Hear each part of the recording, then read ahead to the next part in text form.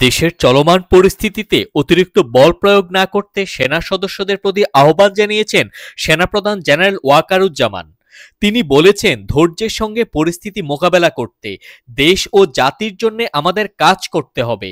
সোমবার সাভার সেনানিবাসে ফায়ারিং রেঞ্জে আয়োজিত বাংলাদেশ সেনাবাহিনীর ফায়ারিং প্রতিযোগিতার সমাপনী ও পুরস্কার বিতরণী অনুষ্ঠানের প্রধান অতিথির বক্তব্যে তিনি এ কথা বলেন।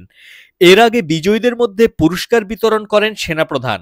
জেনারেল ওয়াকারুজ্জামান বলেন, একজন সেনা সদস্যের পেশাগত উৎকর্ষ অর্জনে ফায়ারিংয়ের দক্ষতা অত্যন্ত জরুরি। এটা মৌলিক প্রশিক্ষণের অবিচ্ছেদ্য অংশ। প্রতি বছর এই প্রতিযোগিতা সেনা সদস্যদের কাঙ্ক্ষিত মান উন্নয়নে গুরুত্বপূর্ণ ভূমিকা রাখে। এই সার্ভিসটা তাদের জন্য অত্যন্ত গুরুত্বপূর্ণ। সুতরাং দেশ এবং জাতির জন্য আমাদের কাজ করে যেতে হবে। যতদিন না আমরা একটা নির্বাচিত সরকার পেয়ে যাই এবং দেশ একটা শান্তি শৃঙ্খলার মধ্যে আসে, আমাদের এই কাজটা করে যেতে হবে। ততদিন পর্যন্ত ধৈর্যের সাথে এই কাজটা করে যেতে হবে। ডিপ্লয়মেন্ট থাকার সময় এই উচ্ছৃঙ্খল কাজগুলো করা যাবে না, এদিকে আমাদের নজর রাখতে হবে। কোনো ধরনের উচ্ছৃঙ্খল কাজ যেন না হয়, বল প্রয়োগ করা যাবে না।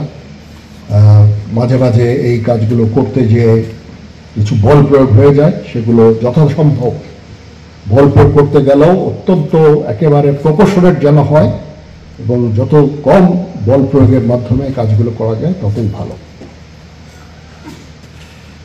ইনশাআল্লাহ আমরা যদি সবাই একসাথে কাজ করি, আমরা একটা দেশের শান্তি শৃঙ্খলা ফিরিয়ে আনতে পারবো এবং একটা সুন্দর ভালো দেশ পাবো ইনশাআল্লাহ। আয়োজন করার জন্য আমি এমটি ডাইরেক্টরেটকে ধন্যবাদ জানাচ্ছি এবং নয়পরতের ডিভিশনকে ধন্যবাদ জানাচ্ছি, জিওসিকে ধন্যবাদ জানাচ্ছি, তার সমস্ত স্টাফদের ধন্যবাদ জানাচ্ছি। তারা সুন্দরভাবে এটা অর্গানাইজ করেছে এবং আমরা সবাই অত্যন্ত আনন্দিত। প্রেস নিতে হবে। তো আমি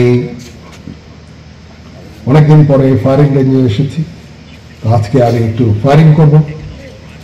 অনেকদিন পরে ফায়ারিং করতে যাচ্ছি, এই জন্য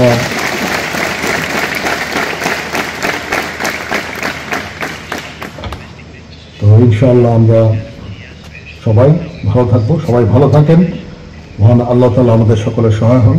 আল্লাহ হাফেজ। আপনারা দেখছেন দৈনিক কর্ণকণ্ঠ, সবার কথা বলে।